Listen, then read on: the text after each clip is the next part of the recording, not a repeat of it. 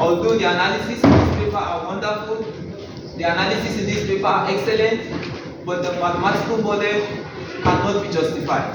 Therefore, the paper cannot be accepted. So I told the editor I'm very sorry I have to reject it. So there has to be a biological basis. Before you formulate any mathematical model, you must read about the biology of the disease. Then in your mathematical formulation, you have to detail every assumption you make, whether recovery, whether people getting another disease, people recovering, whatever it is. There has to be strong epidemiological basis for the formulation. Now, in our mathematical model, there are certain features of the mathematical model. One of them is the incidence rate. You must have seen some model, SIR model, SCIR model, and so on and so forth. So sometimes this model they come with different incidence rates. So incidence rate is basically the rate of how do you call it now?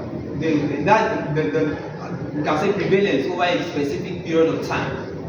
So now, before somebody gets the disease from susceptible class to the infected class, there has to be contact between susceptible and infected persons. So, and this interaction between susceptible and infected persons, it's actually what we call the incidence. So, for you to know the incidence, the number of new cases of infection, there must be interaction between susceptible and infected.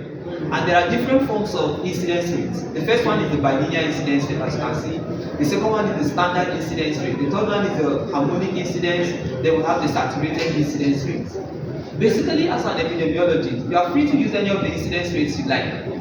You are free to use it. If you have the data, wonderful. You can always estimate your parameters.